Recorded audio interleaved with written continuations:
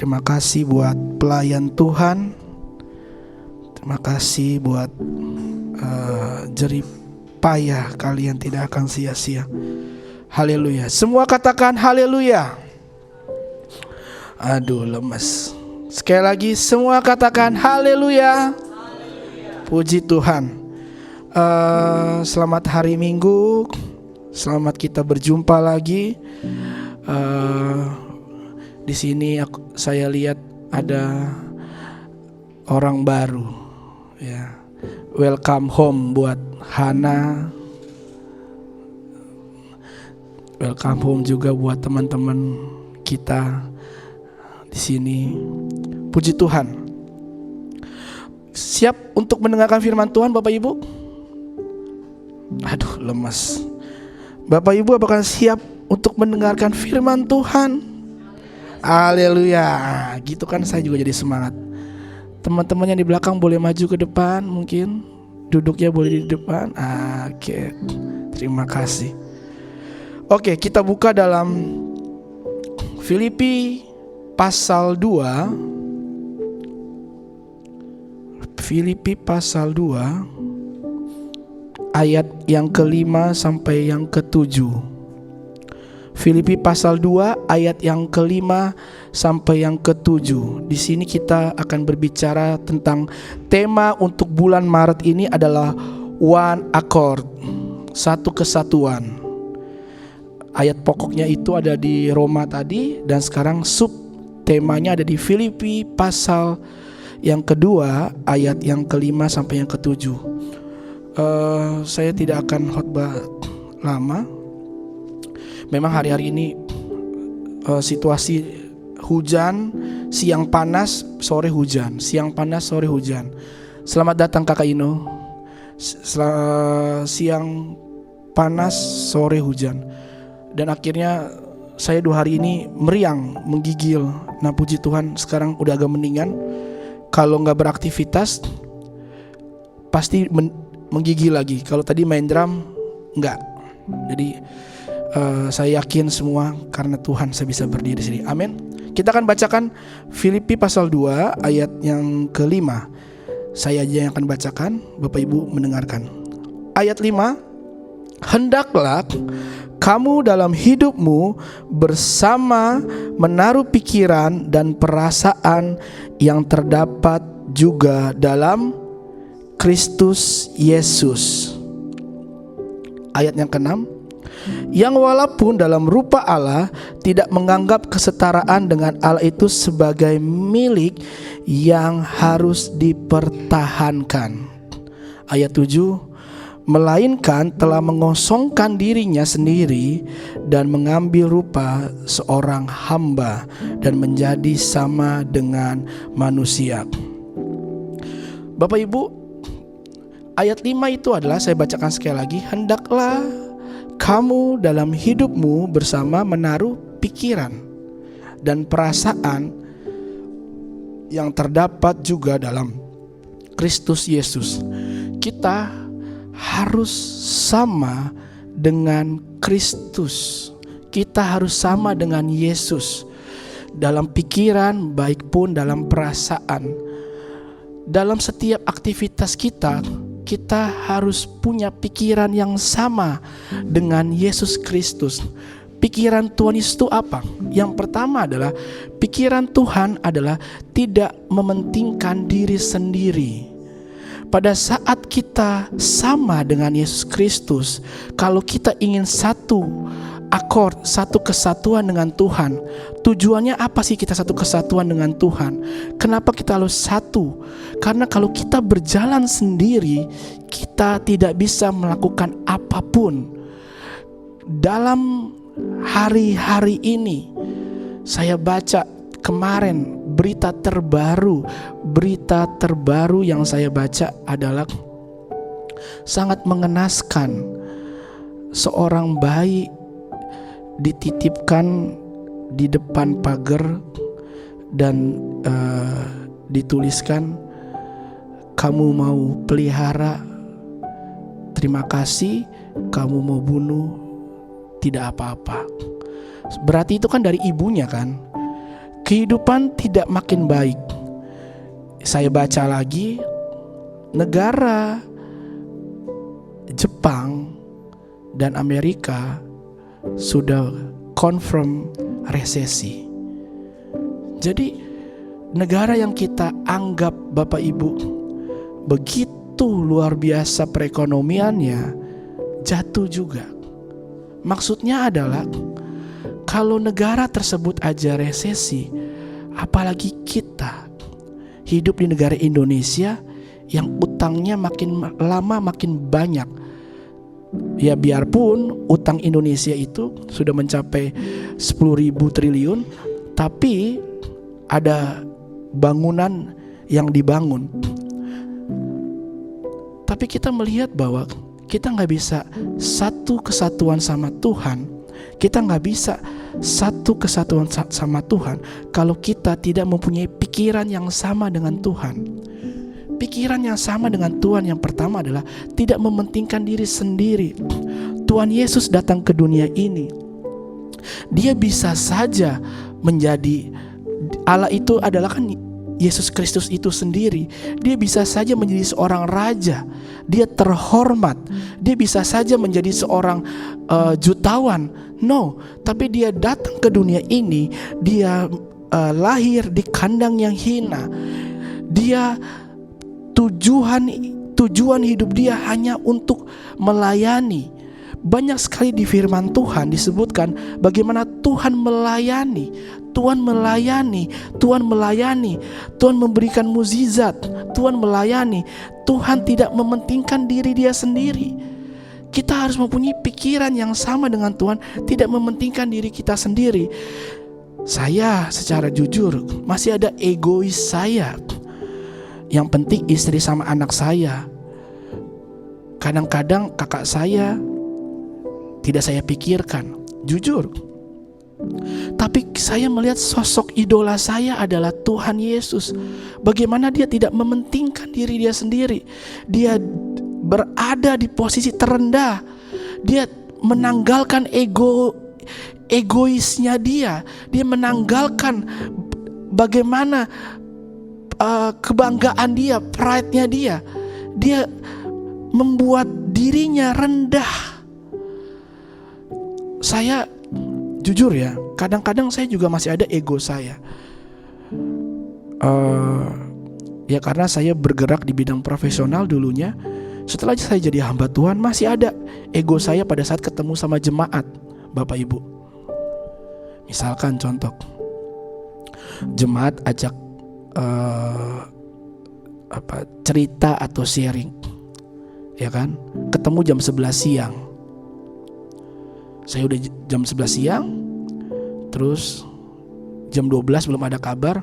Akhirnya dia bilang, yaudah deh sekarang kita ngobrol aja di tempat makan aja, di salah satu tempat makan non halal. Gak apa-apa ya sini ya, B2 gitu ya. Lupa saya, ini kan di gereja ya, jadi semua suka maaf, biasa seminar. B2 Kakak Ino di GPIB, tahu kan Kakak Ino, GPD di Damri situ. Damri apa namanya? Yang Gambir gitu. Setengah 1, jam 1 pas datang, sorry ya terlambat gitu. Ego saya tuh, kamu janji, saya mau banget untuk bilang dia, kamu janji jam berapa sama saya? On time dong. Tapi saya berpikir, oh iya, saya diingatkan istri saya bukan di dunia profesional, saya melayani. Sabar. Oh iya ibu gimana? Jadi senyum saya tuh, ya gimana? Kamu jam 11 janjian sama saya udah mandi jadi jam 10 pagi. Kamu datang jam setengah 1, yaudah gak apa-apa ya gitu. Jadi gini Pak, saya kan ini saya lagi jalan ini segala macam, tiba-tiba saya dilecehin, kurang ajar. Apa yang saya lakukan? Apakah saya laporkan saja ke polisi segala macam? Kan Bapak dulu kan sebelum jadi hamba Tuhan jadi lawyer, ini gimana jadinya? Gitu. Terus saya tanya sama dia, ibu konseling sama saya ini menganggap saya gembala atau menganggap saya lawyer sih? Seperti itu. Akhirnya saya kasih penjelasan. Ego kita masih ada Bapak Ibu. Dan pride, kebanggaan kita selalu masih ada di dalam hidup ini. Tapi dengar baik bahwa Tuhan mengajarkan kita harus punya pikiran yang sama dengan Tuhan. Kita harus rendah hati. Kita harus mulai merendahkan hati kita, melayani Tuhan, menjadi hamba. Hamba itu dolos itu adalah pelayan. Dia itu keset, dia itu merendahkan dirinya. Dia tidak seperti kita yang belum jadi apa-apa aja sudah sombongnya setengah mati. Kita baru dapat uang berapa juta udah kayaknya banyak banget tingkahnya. Kita baru diberkati sedikit aja sudah posting di media sosial. Kita baru dapat apapun, baru dapat gelar, baru dapat penghargaan, kita sudah sombong. Biarlah ini ayat menjadi ayat favorit saya dan Bapak Ibu, bahwa kita harus satu pikiran sama Tuhan agar kita bisa one accord sama Tuhan. Kita bisa satu kesatuan sama Tuhan. Yang kedua adalah perasaan yang sama. Kita memang kadang-kadang, apalagi perempuan, apapun itu harus pakai perasaan ya. Sedih, ya kan? Pada saat adik sayang lagi ngapain gitu, terus si adik lagi melayani dihargai, nggak dibales. Oh, lama ya balesnya, tetap nggak dibales. Sibuk ya gitu, mulai lupa ya sama aku ya. Enak ya di Jakarta, mulai banyak tuh. Tahu-taunya begini ya janji kamu, katanya sayang sama aku, tapi rasa sayang kamu cuman pas ketemu aja. Ya kan? Pakai perasaan. Wanita sering pakai perasaan. Bapak Ibu, biarlah kita menanggalkan perasaan kita, egois kita, tapi kita melayani itu buat Tuhan. Contoh ya Bapak Ibu, kalau kita kan one accord itu kan satu kesatuan sama Tuhan. Kita harus serupa sama Tuhan. Pada saat ayat 5 ini, kalau bahasa Inggrisnya itu adalah, itu benar-benar dibilang bukan hendaklah kamu dalam hidupmu bersama, bukan. Kalau dalam bahasa Inggrisnya disebutkan artinya bahwa kamu harus kayak Tuhan Yesus. Jelas harus kayak Tuhan Yesus, punya pikiran dan perasaan yang sama kayak Tuhan Yesus. Tuhan Yesus tuh gak mudah baper Bapak Ibu. Maaf ya, zaman sekarang orang Kristen mudah sekali baper. Mudah. Contoh, dikasih tanggung jawab melayani, ya kan? Kok dia dikasih tanggung jawab melayani singers, aku cuma dikasih tanggung jawab jadi asir, buka tutup pintu. Setiap ada orang aku yang bukain. Udah aku bukain, dia gak ngeliat ke aku, boro-boro senyum, melengos. Aku buka, selamat datang, buka lagi pintu, tutup lagi. Setiap kali selesai ibadah, temanku yang dibilang, suaramu bagus loh singers, hebat loh kamu. Kita sering sekali mudah baper, kena di perasaan, mudah tersinggung. 2024 ini sebenarnya yang membuat kita menjadi baper adalah cuman satu Bapak Ibu, jempol. Hati-hati dengan jempol. Bahaya sekarang jempol ini. Apa-apa sekarang status. Sekarang apa-apa status. Ya kan? Apa-apa status. Gak enak tadi khotbahnya gitu. Kebanyakan nyinggung, ogah, send status.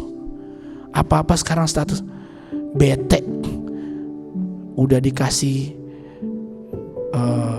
kado gak berterima kasih, send status. Semua jempol, bahaya di jempol sekarang.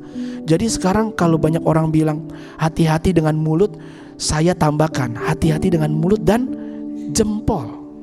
Hati-hati, membahayakan sekali namanya jempol kita. Nah, saya punya 2 poin tentang bagaimana kita mempunyai pikiran yang sama dengan Kristus.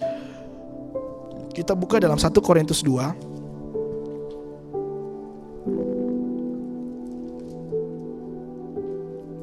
1 Korintus 2 ayat 5. Saya bacain. Yang sudah dapat katakan haleluya.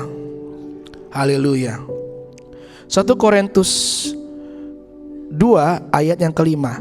Supaya iman kamu jangan bergantung pada hikmat manusia, tetapi pada kekuatan Allah. Sekali lagi, supaya iman kamu jangan bergantung pada hikmat manusia, tetapi pada kekuatan Allah. Pikiran Kristus bertolak belakang dengan hikmat manusia, Bapak Ibu. Jadi kita gak bisa apa yang kita mau Tuhan lakukan. Itu gak bisa. Saya sering sekali berdoa apa yang saya mau. Contoh, saya berdoa waktu tahun 2023 ke 2024. Saya biasa punya goal. Saya punya A, punya B, punya C. Tuhan, saya ingin punya rumah gitu. Sekarang cuman apartemen. Tuhan, saya ingin punya anak kedua, seperti itu. Tapi Tuhan kasihnya berbeda. Tuhan kasih ke saya adalah di tahun 2024 saya punya Hagai, saya punya pengembalaan. Bukannya saya dapat berkat, saya membangun Hagai. Itu di luar ekspektasi saya. Jujur aja, saya sama istri nggak ada planning untuk seperti ini. Tapi Tuhan punya pikiran yang tidak bisa diduga oleh manusia. Waktu saya berpikir, kenapa Tuhan kasih ini ke saya, Tuhan kasih Hagai ke saya, ada beberapa hal yang saya ingin sampaikan ke Bapak Ibu dan saya ingin sharingkan. Yang pertama adalah, puji Tuhan, saya mengikuti apa yang Tuhan mau. Karena kenapa? Waktu saya membangun Hagai sama istri, melayani, bertumbuh, dan Tuhan kirimkan ada Leo, Tuhan kirimkan ada Jack, dan ada teman-teman yang lain. Sebelumnya Tuhan kirimkan ada Putra, ada Sandi, dan lain-lain. Saya lebih bertumbuh, Bapak Ibu. Jujur aja, saya lebih bertumbuh sekarang. Secara rohani saya lebih bertumbuh. Tuhan memberikan saya di sini agar saya bertumbuh dengan caranya Tuhan. Mungkin dengan saya bukan jadi gembala, saya tetap bertumbuh, tapi pakai cara yang saya. Saya tetap bekerja di dunia profesional. Saya tetap melayani cuma hari Minggu. Senin sampai Jumat saya bekerja, Sabtu sama keluarga, Minggu saya melayani. Seperti itu. Tapi saya dibuat Tuhan itu lebih kerucut lagi. Saya dibuat Tuhan itu lebih kerucut jalannya. Saya dibuat Tuhan lebih kerucut lagi jalannya. Pada saat saya di persimpangan jalan, saya merasa tidak yakin antara ke kiri atau ke kanan. Tuhan kasih yakin ke saya, kamu harus ke kanan. Kamu harus mengikuti rencana saya. Waktu saya mengikuti rencana Tuhan untuk kamu buka pelayanan, saya kasih visi ke kamu, kamu ikutin mau saya. Mungkin secara materi saya rugi, Bapak Ibu, rugi. Ya, saya ada keturunan Chinese-nya ya, jadi masih hitung-hitungan. Tapi waktu saya ikut rencana Tuhan, saya ngelihat saya kaya akan iman. Saya bertumbuh di sini. Saya mengenal banyak teman-teman di sini. Saya mengenal ada Pastor Aaron sini. Kalau bukan karena saya buka pelayanan Hagai, mungkin saya cuma kenal say hello aja, bro. Ya, Pastor ya. Kita nggak mungkin bisa seintens ini. Apalagi ketemu sama istrinya Steffi boro-boro gitu. Saya bisa kenal teman-teman di sini. Saya kalau bukan karena Hagai, saya nggak bisa ketemu Fatir, benar nggak? Iya kan? Karena di Hagai. Apalagi kalau bukan karena di Hagai, saya nggak ketemu sama worship leader terbaik Kebun Jeruk, Ade, luar biasa, haleluya, puji Tuhan. Dan saya dan istri benar-benar ngerasa diberkati karena Hagai ini. Saya harus ngomong ini. Saya dapat berkat sama Adel, terutama Adel adalah kakaknya Adele bisa melayani. Beri tepuk tangan buat Tuhan loh. Ini semua karena Tuhan. Kalau saya masih mengikuti pikiran saya, Bapak Ibu, saya melengos saja urusin hidup gua. Mungkin Kosani sudah tahu berapa waktu itu bagaimana kerjaan saya, nyamannya saya. Tapi saya nggak berdampak. Cuman saya, istri dan Edria aja udah jalan bersama bertiga terus seumur hidup. Dengan ini saya banyak kenal orang. Ya, saya kenal Kakak Ino sekarang. Mulai dari sini. Itu karena apa? Pikiran saya selalu berbeda sama pikiran Tuhan. Kalau Bapak Ibu minta berkat, Tuhan gak akan kasih berkat. Tuhan kasih kesini dulu, kesini baru kesini. Pada saat kalian ada Google Maps kan, ada Waze kan. Google Maps atau Waze itu kan ada jalan yang sebenarnya kita punya jalan A. Kayak saya nih, kalau mau ke Bekasi, ke gereja kakak saya tahu jalannya lewat tol dalam kota, bener ya. Nanti keluarnya di Jati Bening ya, Kosandi ya. Simple ya Bang Aga. Tapi kadang-kadang Tuhan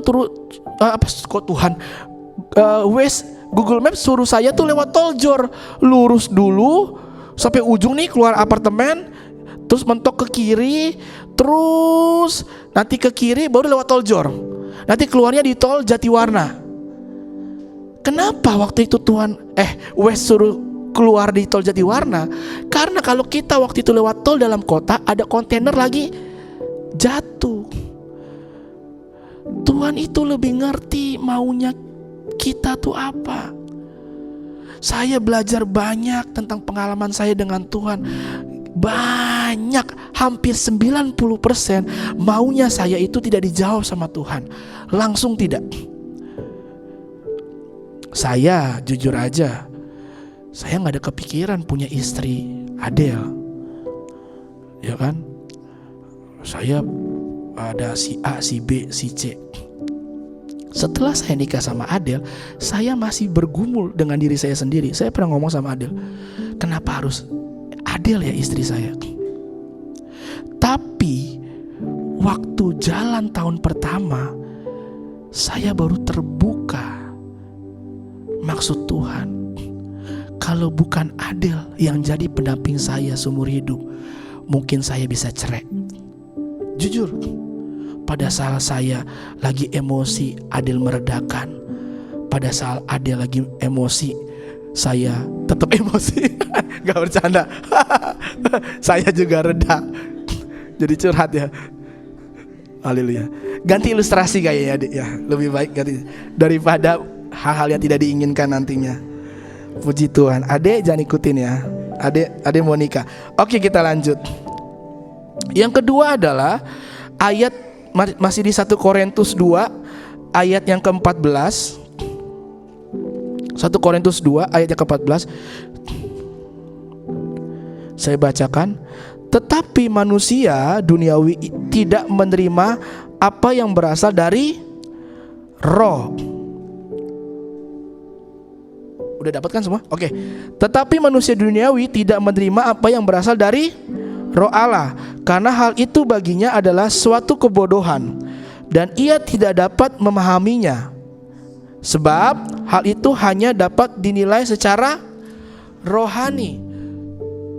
Bapak Ibu, yang kedua adalah pikiran Kristus tidak dapat dipahami oleh mereka yang tidak mempunyai Roh Allah. No. Kamu tidak ada Roh Allah dalam diri kalian. Ini yang terpenting. Setiap hari saya cuma berdoa, Tuhan tolong jangan Engkau lari, jangan Engkau hilang dari saya. Biarlah Roh Allah itu terus ada di dalam hidup kita dalam nama Yesus. Biarlah Roh Allah itu terus ada di dalam hidup kita dalam nama Yesus. Biarlah Roh Allah itu terus ada di dalam hidup kita dalam nama Yesus. Kenapa? Kalau kita mau satu akord, kita mau one accord sama Tuhan, kita mau ingin berjalan bersama-sama Tuhan, tapi pertama adalah pikiran kita. Yang pertama adalah kita tidak mempunyai Roh Allah yang sama dengan Tuhan. Itu kita tidak bisa masuk ke dalam hadirat Tuhan. Tidak bisa. Saya udah bilang pikiran manusia berbeda dengan pikiran Tuhan. Yang kedua adalah roh itu harus ada terus di hidup kita. Kita bangun mesbah. Kita harus bangun mesbah bersama Tuhan setiap hari. Harus ada. Bangun pagi dalam nama Yesus. Bangun pagi kita harus lakukan apa setiap bangun pagi? Yes. Coba ditahan dulu, bangun pagi jangan kita langsung lihat handphone. Berterima kasih sama Tuhan. Tuhan, terima kasih buat hari ini. Terima kasih buat pertolonganmu yang selalu ajaib. Kita harus bangun terus mesbah bersama Tuhan. Karena apa? Roh Allah ini sebagai guidance kita. Kita nih ya, berjalan di tahun 2024, kalau tidak ada roh Allah, Roh Kudus hadir dalam hidup kita, kita akan kebingungan. Kita gak tahu mau buat apa. Tapi biarlah roh itu selalu ada dalam hidup kita. Setiap kali kita bekerja, setiap kali kita memutuskan sesuatu, setiap kali kita menuntut apapun yang ada di hidup kita, biarlah kita terus ada roh Allah dalam hidup kita. Roh Allah itu yang akan menunjukkan kemana hidup kita. Roh Allah itu yang akan membuat kita itu bisa tahu mana salah, mana benar. Roh Allah itu yang akan bisa membuat kita untuk berpindah dari kota satu ke kota yang lain. Roh Allah ini akan membuat kita mendapatkan promosi lagi dalam nama Yesus. Roh Allah ini akan membuat kita tidak begini-begini aja. Mungkin engkau sekarang berpikir bahwa engkau sekarang hanya, ya ampun, saya cuma orang biasa. No, kalau ada Roh Kudus, Roh Allah dalam diri kalian, dan kalian berpikir bahwa pikiran kalian tidak sama dengan pikiran Tuhan, Tuhan akan mulai pelan-pelan mengangkat engkau lebih naik lagi. Akan ada promosi dalam hidup kalian. Dalam nama Yesus ada promosi dalam hidup kalian. Dengar baik, harus ada Roh Kudus, Roh Allah yang ada di hidup kalian. Caranya dengan apa? Kalian harus melekat sama Tuhan. Kalian merasa tidak melekat sama Tuhan karena kalian tidak melakukan aktivitas bersama Tuhan.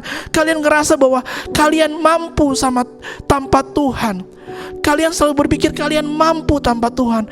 Dengar baik, kalian butuh Tuhan Yesus. Kalian butuh Tuhan Yesus, Bapak Ibu. Biarlah kalian minta roh Tuhan itu hadir dalam hidup kalian. Sekarang adik dari Lampung merantau ke Jakarta. Biarlah roh Allah ada terus buat adik. Turun terus. Proteksi dengan kuasa darahmu. Pekerjaan itu bahaya loh. Di pekerjaan, dunia pekerjaan, sama-sama ketawa bareng, hati-hati, banyak orang jahat deh. Biarlah roh Allah itu hadir dalam diri adik. Dalam nama Yesus. Biarlah Roh Kudus selalu memproteksi pikiran. Setiap keputusan yang adik ambil itu dari Tuhan Yesus. Banyak orang cari muka, tapi biarlah adik yang gak pernah cari muka, tapi ada Roh Kudus hadir. Bos seneng. Ih, dek, saya ngelihat kamu kok kayak pelawak ya. Yang itu ya, siapa ya dek ya? Cuma kamu versi kurusnya, siapa ya dek itu namanya ya? Oh, Regen, iya benar kayak Regen. Seneng saya ngelihat kamu, contoh gitu kan. Karena ada roh Allah. Seneng aja kalau ada adik di sampingnya gitu. Apa-apa carinya adik aja. Karena ada Roh Kudus. Amin. Hana yang dari Kupang sekarang pindah ke Jakarta jadi jaksa. Harus ada Roh Kudus terus hadir. Harus ada roh Allah terus hadir dalam diri. Ya. Terus apapun yang Kakak Ino lakukan, biarlah ada Roh Kudus hadir. Bu Anita, saya puji Tuhan loh, Bu Anita ini waktu pertama kali kita melakukan aktivitas ibadah hari Selasa, Bu Anita yang datang sendiri ya di sini. Bu Anita doain kita, saya doain Bu Anita. Kita saling mendoakan tentang apa? Kita mendoakan tentang Bu Anita terkena cancer. Saya minta doain Bu Anita kalau saya mau pelayanan ini berjalan dengan lancar. Dan puji Tuhan, ya Bu Anita ya, setelah di CT scan ya, kansernya sudah hilang. Nggak ada tepuk tangan ya, puji Tuhan. Haleluya. Kita harus punya pikiran dan roh yang sama dengan Tuhan Yesus. Ingat ya Bapak Ibu, kalau kita punya pikiran yang sama dengan Tuhan Yesus, kita jangan pernah tuh kita mau inginnya kita. No. Waktunya Tuhan. Waktunya Tuhan. Ingat, bukan waktunya kita. Ayat 6. Yang walaupun dalam rupa Allah tidak menganggap kesetaraan dengan Allah itu sebagai milik yang harus dipertahankan. Amin. Yesus adalah Allah. Dia datang ke dunia ini. Tapi yang saya senang itu adalah Tuhan Yesus itu, dia melepaskan hak istimewanya. Dia melepaskan hak istimewanya. Saya awal-awal tadi khotbah saya bilang apa? Tuhan itu datang bisa jadi bos. Dia gak perlu jadi hamba, tapi dia melepaskan hak istimewanya. Dia jadi hamba. Dia mau melayani kita. Dia mau melayani kita Bapak Ibu. Coba kita baca dalam Matius 20 ayat 28. Saya senang anak ini. Ayat ini.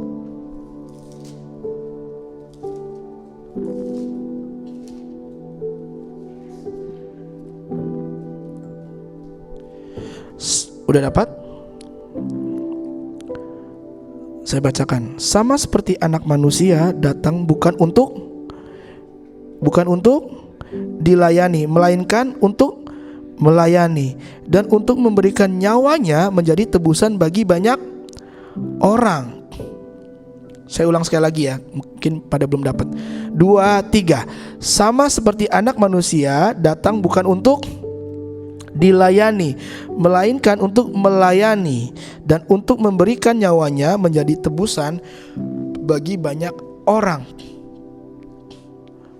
Tuhan Yesus merasa bahwa saya ingin jadi contoh. Saya ingin jadi contoh yang benar bagi teman-teman sekalian. Poin kedua adalah kalau kita mau one accord sama Tuhan, mau satu accord sama Tuhan, kita harus melayani. Kita harus melepaskan kerendahan hati kita. Kita harus melayani. Melayani itu ya gak gampang ya Bapak Ibu. Saya juga sampai sekarang saya bilang saya masih terus belajar tentang melayani. Aduh, berat melayani itu. Berat Bapak Ibu. Bersyukurlah kalian yang jadi kerja di profesional. Bersyukur ya. Makanya saya ngerasa bahwa Pastor Ernst ini juga luar biasa jadi gembala. Jadi gembala itu luar biasa loh. Aduh, kalau gak kuat-kuat iman gak bisa. Saya kalau bukan karena dikuatkan juga kadang-kadang sama istri gak bisa. Banyak sekali kita namanya melayani itu ya. Apa namanya kan pikul salib ya. Pikul salib itu melepaskan hak kita. Tapi kita harus mengikuti orang lain agar kita one accord, agar kita satu accord, agar kita satu kesatuan sama Tuhan. Biarlah Bapak Ibu, kenapa tema bulan Maret kita harus satu kesatuan, cara berpikir kita harus satu kesatuan sama Tuhan. Karena apa? Itu yang Tuhan mau. Itu yang Tuhan mau. Contoh,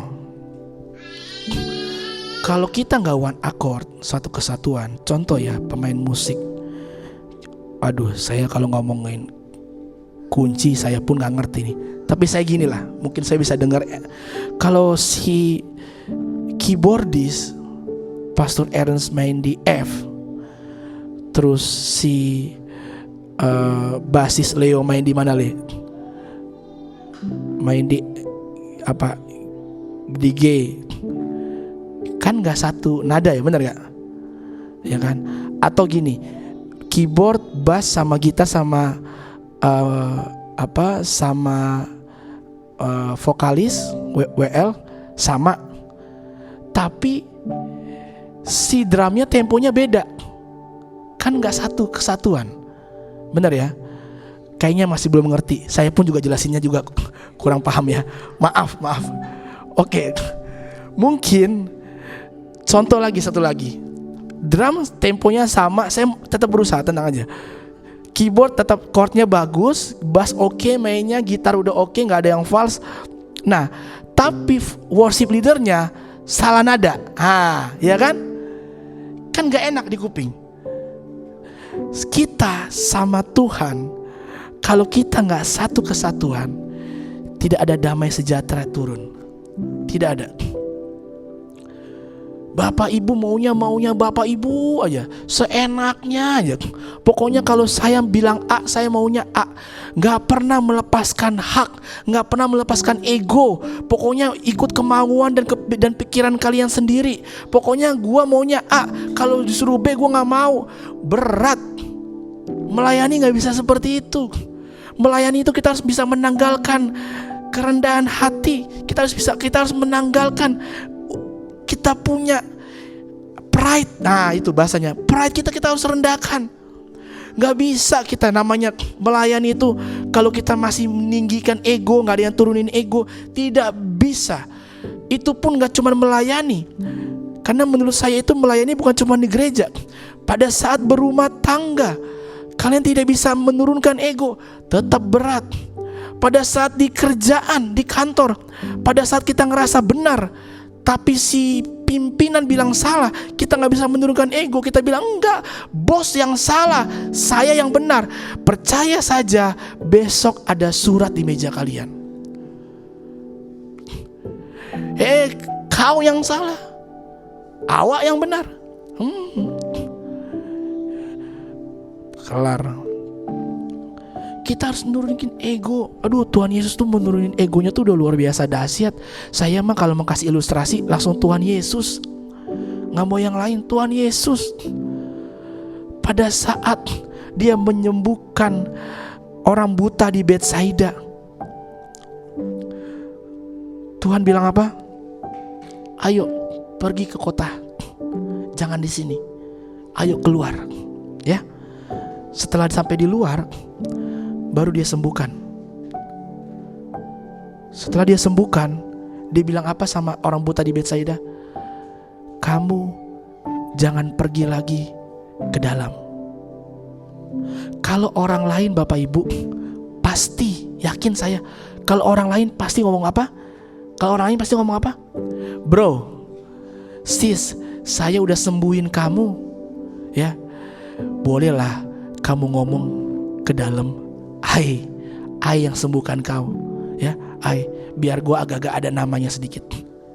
Tapi Tuhan bilang apa? No. Tuhan bilang, kamu jangan pergi lagi ke dalam. Kamu sudah disembuhkan, biarlah engkau pergi ke rumahmu masing-masing. Tuhan itu sosok yang intelektualnya tinggi, cerdas. Dia rendah hati, bukan rendah diri. Dia sosok yang menjadi idola saya dan harus menjadi idola kalian. Kalau kalian sekarang mengidolakan artis, mengidolakan penyanyi, mengidolakan suami kalian, mengidolakan istri kalian, mengidolakan pimpinan kalian, stop hari ini. Karena kalau kalian masih mengidolakan manusia, akan sakit hati. Kalau kalian mengidolakan Tuhan Yesus, ujungnya adalah surga, damai sejahtera, sukacita dalam nama Yesus. Ayat yang terakhir, ayat 7, melainkan telah mengosongkan dirinya sendiri dan mengambil rupa seorang hamba dan menjadi sama dengan manusia. Saya teringat dengan Yohanes pasal 13 tentang hamba ini. Yohanes pasal 13.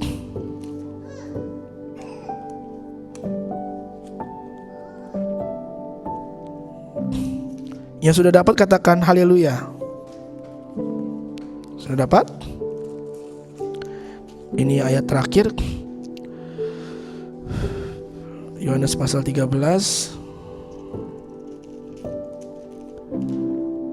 Ya, saya tidak akan bacakan, cuman saya akan berbicara tentang perikopnya. Yesus membasuh kaki murid-muridnya. Dia hamba. Bapak Ibu. Dia hamba. Dia menunjukkan hamba yang sebenarnya. Dia tidak fake. Dia tidak palsu. Dia tidak bohong. Dia tidak hanya berbicara omong kosong. Dia menunjukkan sebagai hamba yang sesungguhnya. Dia ambil bajunya. Dia robek bajunya sedikit dan ambil kain. Dia mulai membasuh kaki muridnya satu-satu. Hamba yang sebenarnya dalam nama Yesus. Dia mulai membasuh kakinya satu-satu muridnya. Dia mulai membasuh kaki, Bapak Ibu, kakinya satu-satu. Satu-satu kakinya mulai dibasuh dalam nama Yesus. Dia menjadi contoh hamba yang sesungguhnya. Dia menjadi contoh bagi kita. Apa itu arti hamba yang sesungguhnya? Pada saat kita mau one accord sama Tuhan, pada saat kita mau satu accord sama Tuhan, pada saat kita mau jadi satu kesatuan sama Tuhan, pada saat kita mau jadi satu kesatuan sama Tuhan dalam nama Yesus, kita harus menanggalkan kerendahan hati kita untuk menjadi hamba. Untuk menjadi hamba, menjadi keset. Dia berani. Dia itu di atas. Dia itu raja. Dia itu raja di atas segala raja. Dia itu, Yesus adalah Allah. Dia turun ke bumi ini. Dia mau jadi hamba untuk menjadi contoh. Terkadang kita sebagai pimpinan di kantor, terkadang kita menjadi pimpinan di kantor, kita hanya bisa berbicara, kita tidak mempraktekkan apa yang kita omongkan. Kita bilang kamu harus datang pagi, engkau tidak datang pagi sebagai pimpinan. Engkau sebagai pimpinan bilang engkau harus bekerja keras, engkau harus datang jam 8 pagi, pulang jam 8 malam, tapi engkau tidak pulang jam 8 malam. Tapi Tuhan Yesus sebagai hamba, dia mencontohkan diri dia. Dia membasuh kaki-kaki muridnya. Dia membasuh kaki murid-muridnya, Bapak Ibu. Itu contoh hamba yang sebenarnya. Biarlah kita tetap rendah hati. Ingat, semakin kita rendah hati, semakin Tuhan akan meninggikan kita dalam nama Yesus. Tuhan akan semakin meninggikan kita.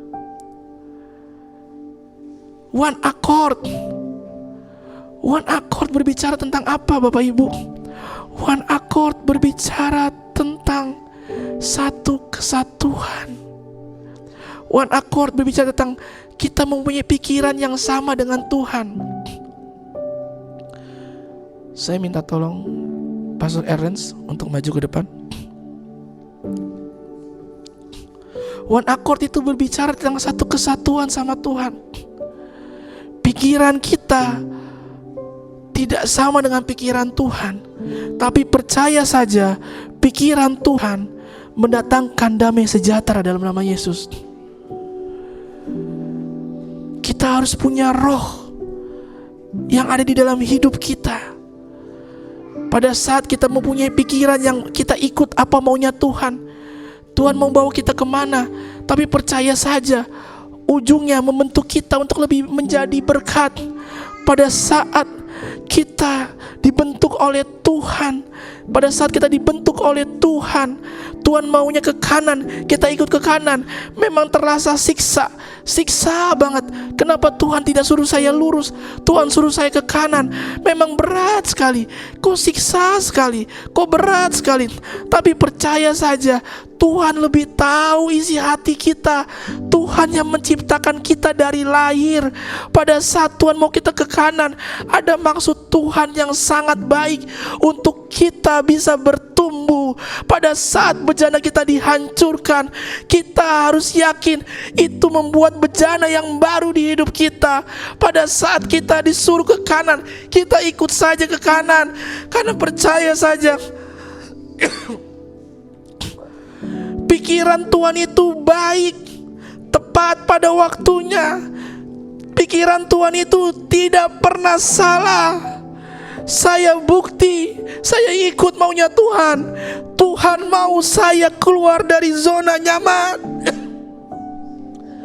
Tuhan mau saya keluar dari zona nyaman. Tuhan mau saya pikul salib. Tuhan mau saya bertumbuh. Pada saat kita ingin bertumbuh, Tuhan kasih salib itu kepada kita. Pada saat Bu Anita ingin bertumbuh, Tuhan kasih cancer bagi dia, agar dia bisa bertumbuh lebih baik lagi. Kita punya pikul salib yang berbeda-beda, tapi kita harus ikut terus menurut pikiran Tuhan. Dan Bapak Ibu harus tahu, minta Roh Allah hadir di hidup kalian. Minta Roh Allah hadir di hidup kalian dalam nama Yesus. Karena hanya Roh Allah yang bisa membuka jalan keluar. Roh Allah yang bisa membuat jalan keluar. Dan yang ketiga, kita harus seperti Tuhan Yesus, hamba yang sebenarnya. Hamba yang sebenarnya bukan cuman kita dengar firman Tuhan, tapi kita tidak mempraktekkan firman Tuhan. Setiap minggu kita mendengarkan firman Tuhan, tapi kita tidak mempraktekkan firman Tuhan. Hamba yang sebenarnya adalah tidak cuman kita berbicara saja, tapi kita praktekkan. Tuhan Yesus mencontohkan hamba yang sebenarnya dalam Yohanes 13. Dia mencontohkan yang sebenarnya dalam nama Yesus. Dia mencontohkan sebagai hamba yang sebenarnya. Dia membasuh kaki-kaki muridnya, agar orang-orang melihat bahwa saya hamba yang sebenarnya. Ada rasa malu, ada rasa ego pada saat kita membasuh kaki seseorang. Membasuh kaki seseorang itu bukan berbicara kaki yang sebenarnya, tapi pada saat kita benar, tapi kita mau memaafkan dia. Kamu salah, tapi saya mau memaafkan kamu. Kamu salah, tapi saya mau memaafkan kamu. Itulah hamba yang sebenarnya. Pada saat engkau dikasih pipi kanan kamu, engkau kasih pipi kirimu, itu hamba yang sebenarnya dalam nama Yesus. Jangan kita membalas. Pada saat orang menyakiti kita, biarlah kita mendoakan dia dalam nama Yesus. Pada saat ada orang tua yang menyakitkan kita, biarlah kita ampuni dia. Kita ampuni dia. Itu hamba yang sebenarnya. Ada kemarahan, ada amarah yang besar saya lihat di sini. Ada amarah yang besar yang saya lihat di sini. Dalam nama Yesus. Dalam nama Yesus. Roh Kudus hadir di sini. Ada amarah yang besar saya lihat di sini. Dengar baik. Dalam nama Yesus, dengar baik. Engkau harus jadi hamba. Engkau harus lepaskan amarah itu hari ini. Kalau engkau ingin melihat Tuhan Yesus sebagai juru selamat, kalau engkau ingin melekat sama Tuhan, kalau engkau ingin one accord sama Tuhan ke depannya, engkau harus lepaskan amarah itu hari ini dalam nama Yesus. Engkau harus lepaskan amarah itu. Lepaskan amarah itu dalam nama Yesus. Ampuni, ampuni, ampuni orang itu. Haleluya, ampuni orang itu dalam nama Yesus. Oh, haleluya, Tuhan. Roh Kudus hadir di sini dalam nama Yesus. Roh Kudus hadir. Semua menyembah Bapak Ibu.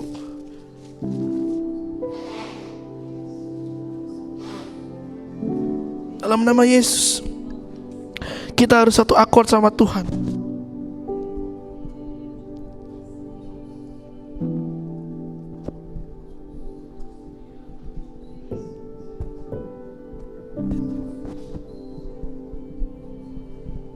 Kita harus satu akord sama Tuhan dalam nama Yesus. Kita harus satu akord sama Tuhan malam ini dalam nama Yesus. Kita harus satu akord sama Tuhan. Kita harus ampuni. Kita harus jadi hamba. No. Engkau belum mengampuni. Engkau harus ampuni dalam nama Yesus. Engkau harus ampuni orang yang bersalah kepadamu. Engkau lihat sosok Tuhan Yesus. Jangan lihat sosok yang lain. Lihat sosok Tuhan Yesus. Berapa kali dia difitnah. Dia dihianati dengan orang terdekat dia. Orang terdekat dia yang sehari-hari sama dia, yang sehari-hari melihat mukjizat dia. Dia dihianati. Engkau tidak separah dia. Engkau harus ampuni orang yang bersalah kepada engkau, dalam nama Yesus. Terima kasih buat semua berkat-Mu Tuhan. Angkat kedua tangan Bapak Ibu sekalian. Saya ingin mendoakan Bapak Ibu dalam nama Yesus. Dalam nama Yesus. Dalam nama Yesus. Kuasa Tuhan hadir di sini. Kuasa Tuhan hadir di sini. Kuasa Tuhan hadir di sini dalam nama Yesus. Dalam nama Yesus, kuasa Tuhan hadir di sini. Kuasa Tuhan hadir di sini dalam nama Yesus. Saya minta tolong adik nyanyikan satu lagu dalam nama Yesus. Roh Kudus hadir di sini. Roh Kudus hadir di sini. Roh Kudus hadir di sini. Engkau harus minta Roh Kudus. Engkau harus minta Roh Kudus. Hanya Roh Kudus yang menguatkan engkau Bapak Ibu. Hanya Roh Kudus. Hanya Roh Kudus yang memberikan kalian sukacita dalam nama Yesus. Hanya Roh Kudus yang memberikan kalian sukacita. Sembah Dia. Sembah Dia, katakan terima kasih Tuhan Yesus. Katakan terima kasih Tuhan Yesus. Katakan terima kasih Tuhan Yesus. Katakan terima kasih Tuhan Yesus. Katakan terima kasih Tuhan Yesus.